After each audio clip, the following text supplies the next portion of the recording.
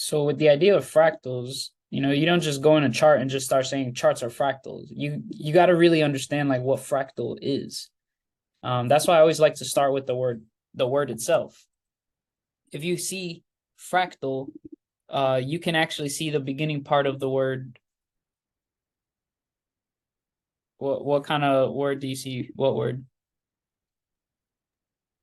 Fraction. Fraction. Yeah. So when you think of fraction, what do you think of? Broken apart. Right. So how division. Yes. So like when you think of division, what do you think of? A divide. But like A version of Seven. something, a what? like a smaller version of something. Yeah, pretty much. So a piece, Mm-hmm. Mm-hmm. piece of whole. So there's a divide, there's a fraction, there's a picture, there's a whole picture, but you cut it up in fraction. You put it into fractions. So like say I get the square and I fracture it. See the word fracture? You ever fractured a bone? It got little cracks in it, little breaks. So I'm gonna fracture this square into more squares.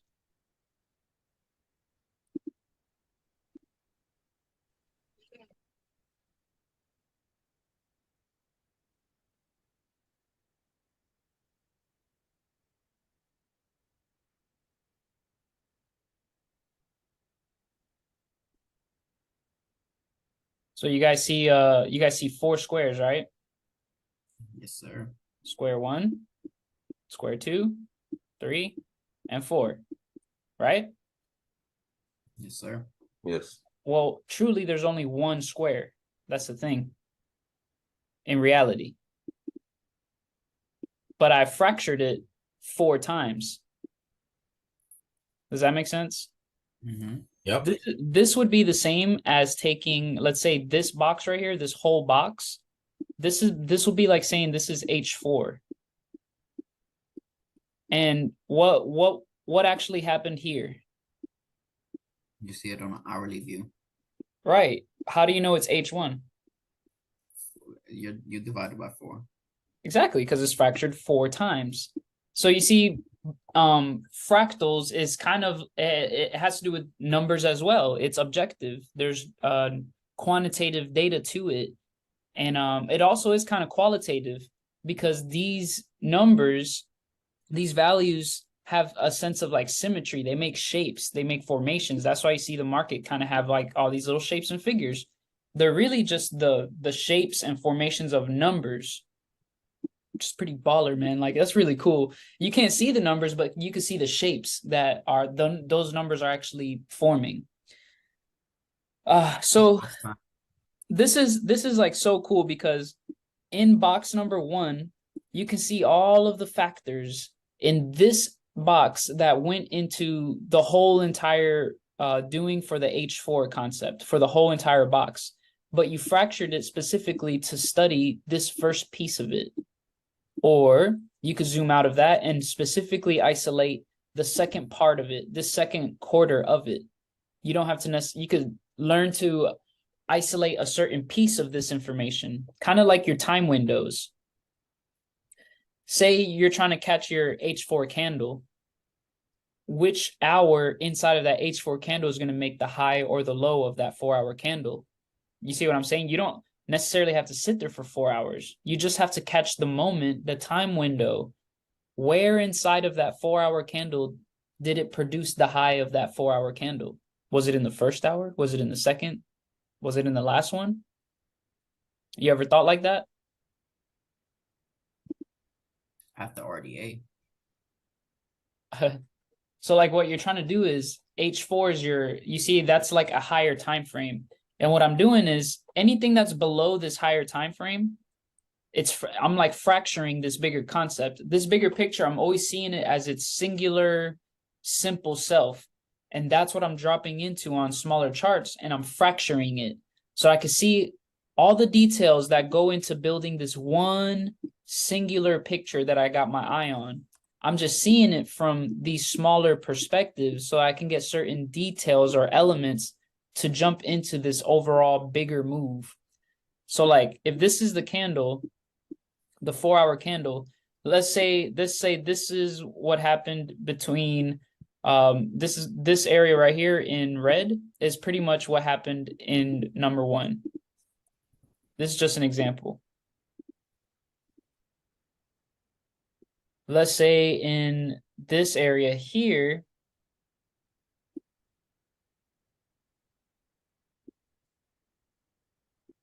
this was number two.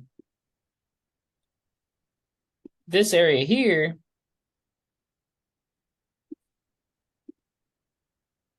was number three.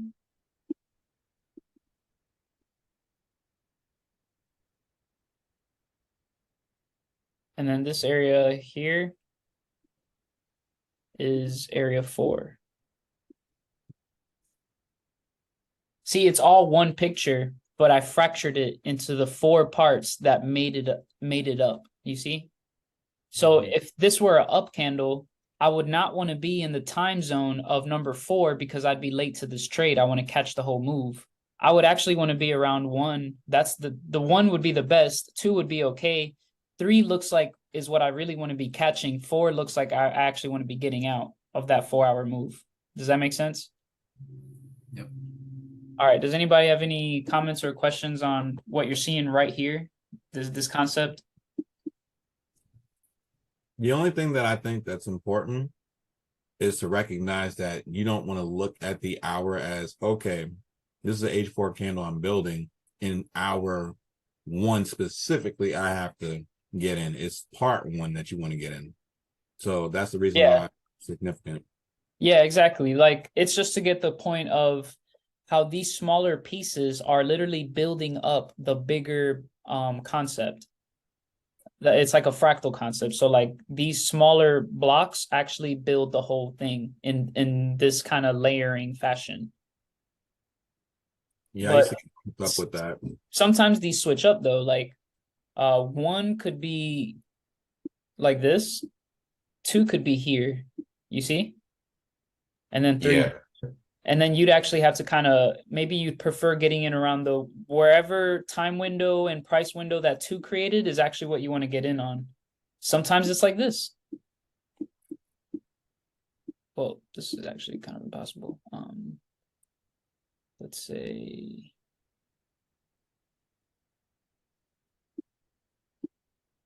yeah, sometimes those could switch then. Because really the back half, that's kind of cool. The back half has to be kind of like what exits are. But what if it's like this? Like 1 kind of did this, 2 blew up, but then came back to 3, and then you see like closed out at 4.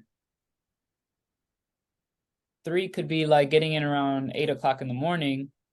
1 could have been to get in around that 1 in the morning, 2, 3 in the morning.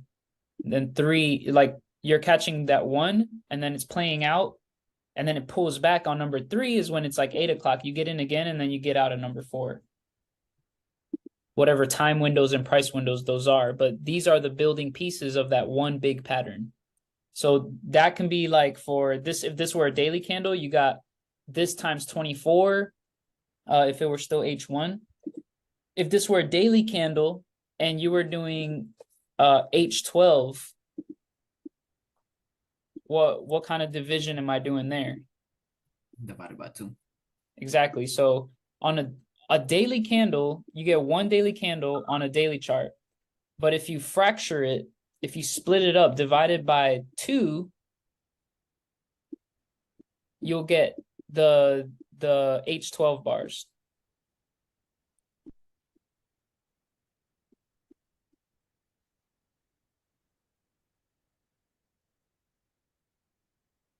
You guys understand my math?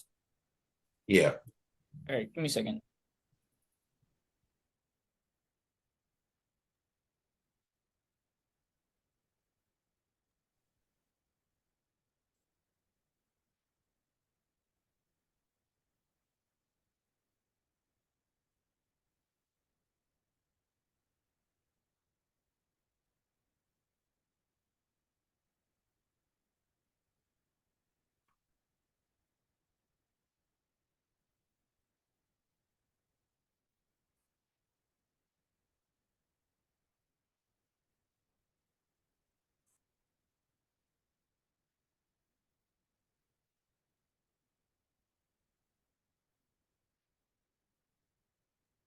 All right, I was on the phone and I was just trying to color this in so I make something happen. Keep you guys keep you guys' attention. Ooh, the colors are changing. There you go.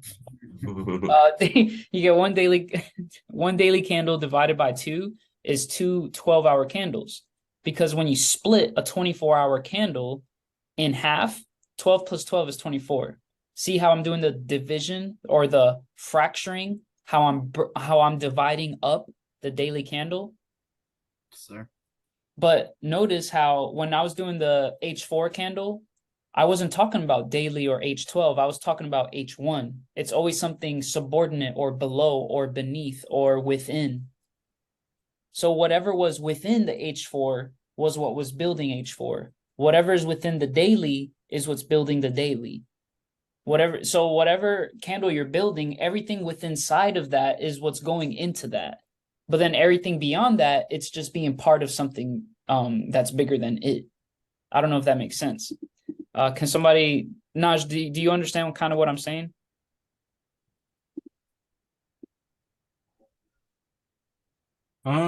Basically just I'm trying not to use the word. But us understanding that the lower, time chart is subordinate to the higher time chart, and you got to keep the higher time chart into consideration with all that you're doing. That's kind of what I see or was able to take away from that. But it can always line it up. I'll do it this way. So let's say the daily chart is like the king, all right, and then it's like the top of its pyramid, and everything under it, it's subordinate.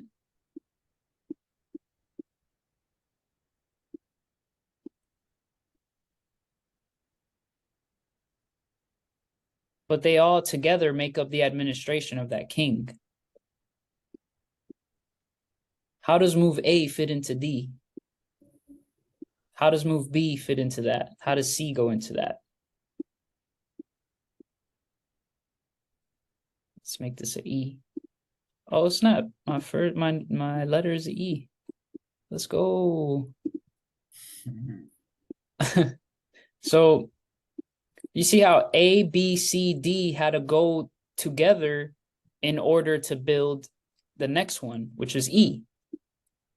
So we just stopped on E, but everything before that is what's actually making up E. A, B, C, D, E is how I arrived to E. That's like the final form. Okay, so everything below that is A, B, C, and D. Let's see if I do it with numbers. If I'm talking about the number 12, everything below 12 is part of what makes up the 12. So if I split it in half, see, I know this stuff seems simple, but trust me, it's very effective, especially if you direct it towards like the data analytics. So just bear with me for a sec. 12 divided by 2 is what? 6. 6. And then you can get further refinement of this 12 by splitting up the 6. What happens if I split up the 6 in 2? 3.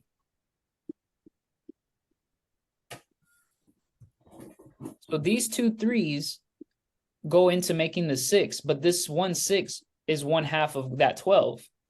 What about if I split this one into 2? 3.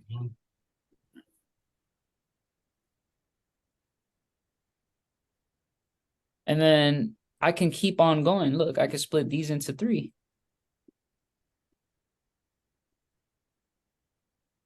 So I could get this one little micro unit, one little concept that is part of this concept, but not the whole concept.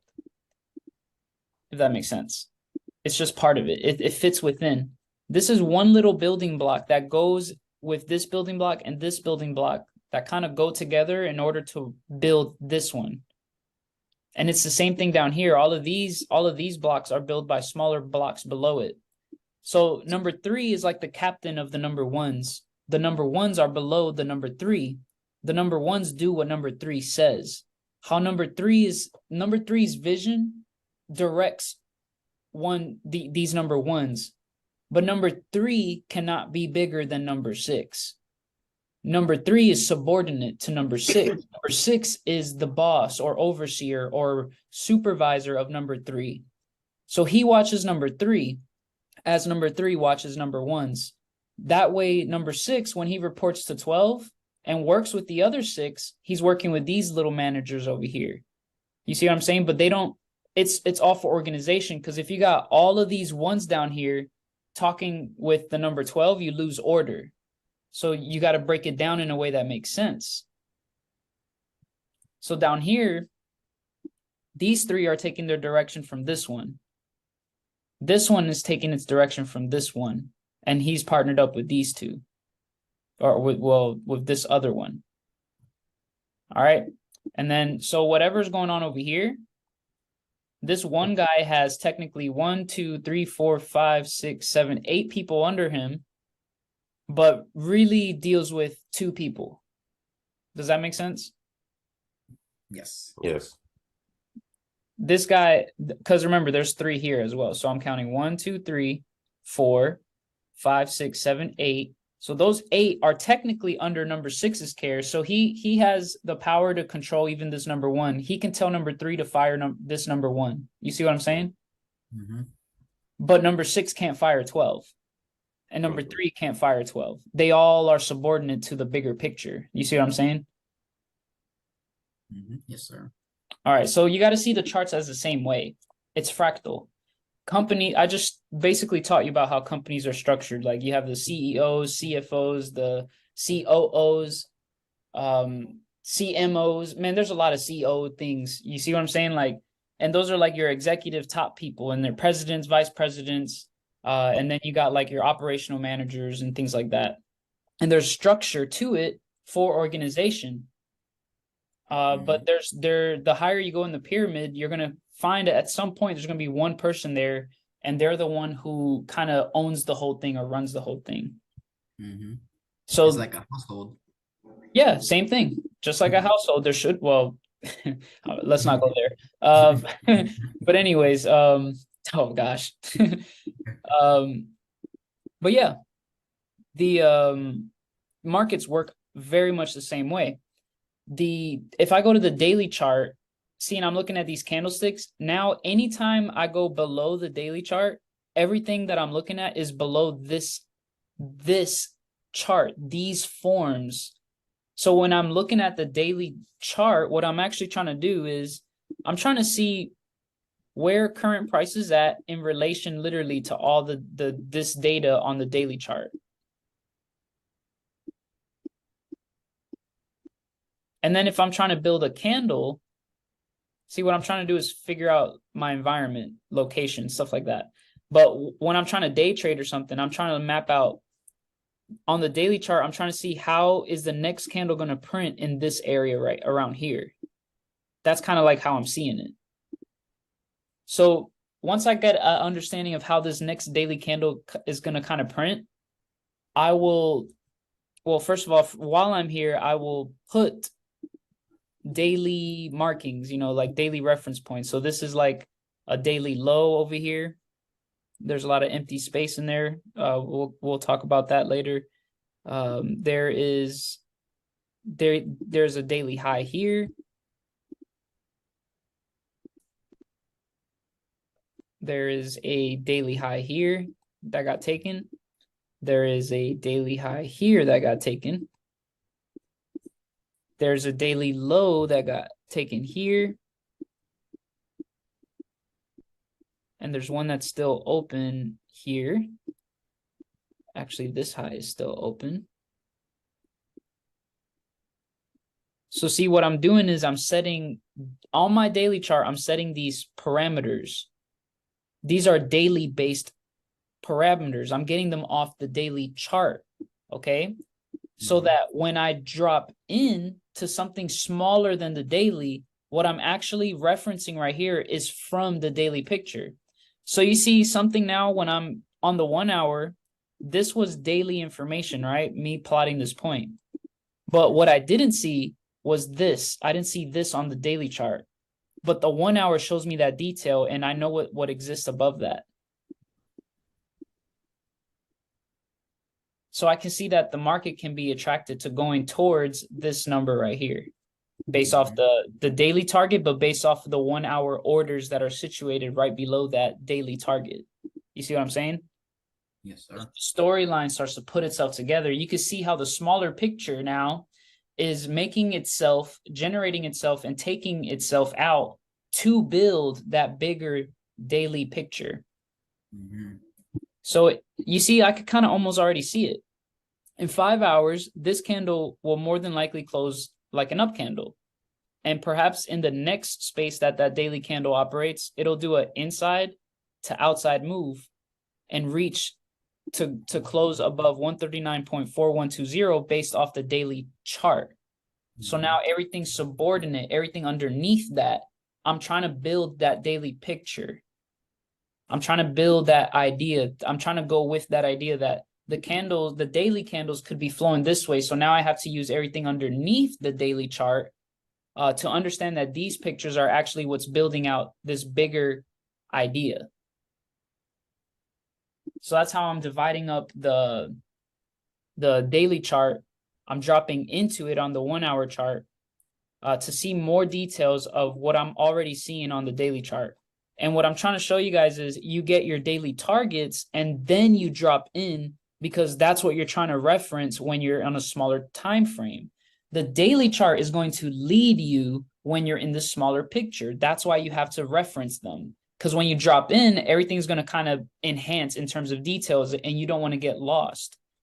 So you refer to them on the daily chart while they're clear and simple to see. That way, when you drop in, you don't just take everything that forms. You really want to take everything based around these daily reference points, because that's what you're trying to do. You're trying to take a day trade. So that's how you do top-down analysis for pricing, essentially. But what you can do now, you can do top-down for timing. So on the daily chart, I can actually set the time windows for these, literally these immediate time windows. So I could put today's time frame, today's daily candle. So I'm gonna drop a vertical line on top and beside that candle, and that's gonna give me today's time frame. And then I'm gonna put yesterday's time frame. That way I could see yesterday's range and today's range. And I'll even put tomorrow as a blank space, but to see like a potential, like to see a little bit ahead as well. I don't just look left, I look a little ahead as well. So now I'm dropped in, and see, now I can see those 3 daily frames very clearly because I'm seeing it from a refined point of view. Here, this to me, I feel like a hawk. When I'm on the daily time chart, I feel like I'm in the air and I'm looking down right now, and everything looks like very neat and then square. Everything is tight and I can't really see all too much details, and I'm like a bird in the air and I'm looking down. And now as I descend down to the picture, everything is coming closer and there's more details getting more vivid. Have you ever been skydiving? This is kind of what it feels like. So now at this point, I'm really a lot closer to the ground than I was when I was in the air. And that's kind of what it feels like when you're doing a top-down analysis.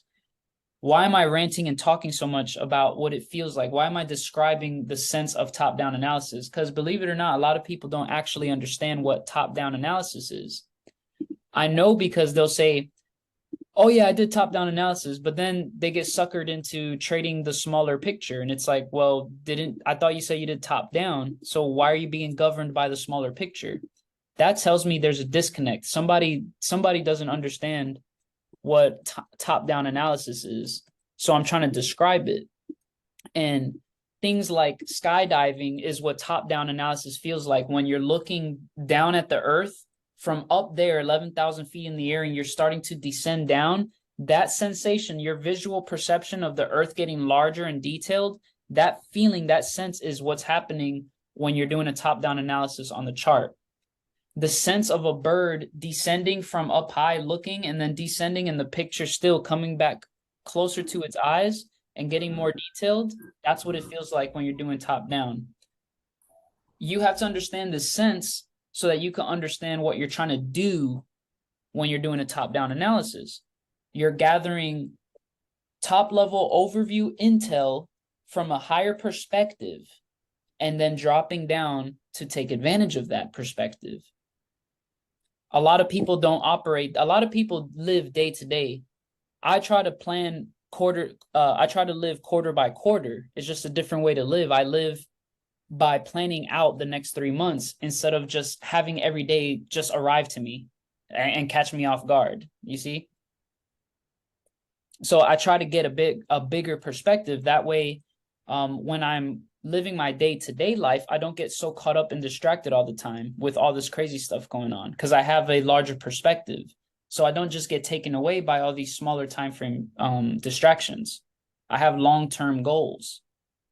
Same thing with when you're doing top-down analysis, you're trying to gather from up here the long-term goals that you're trying to drop into to help build out that picture towards that long-term goal. And you're trying to find and pinpoint these advantageous areas that, in this case, to buy from, where it can carry you into that higher time frame perspective.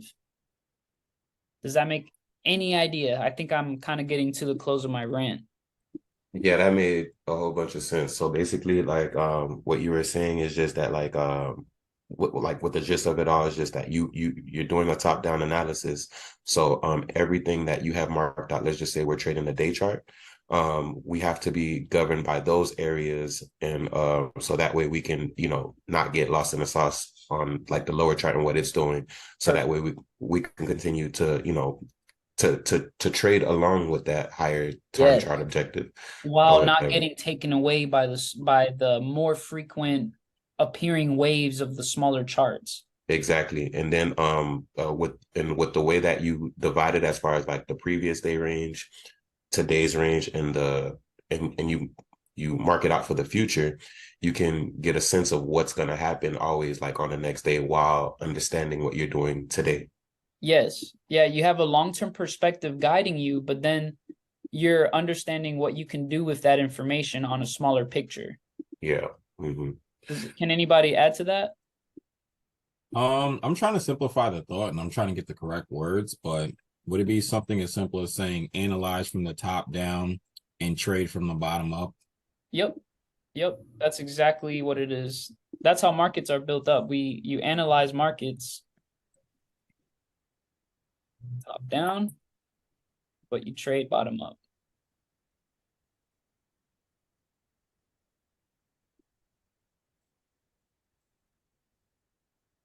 Also, one thing that I would like to add, and I know this is where a lot of the confusion comes in, because many of us have come from the same areas and places. Nobody ever framed out time within that course, not once, because they call in time charts time frames. And if you don't frame out the time that you're working with, then at that point in time, it's easy to get lost because all you see is a bunch of lines on the chart. And you're just getting confused at what you're looking at and what you're trying to build and what you're trying to, stay grounded and rooted in. So realistically, framing out time, or time being an actual factor, is a huge component of this. Oh, huge, because it's time driven. Something driven by time, you always gotta factor time. Time is more important than price because time confirms price. Time will energize price.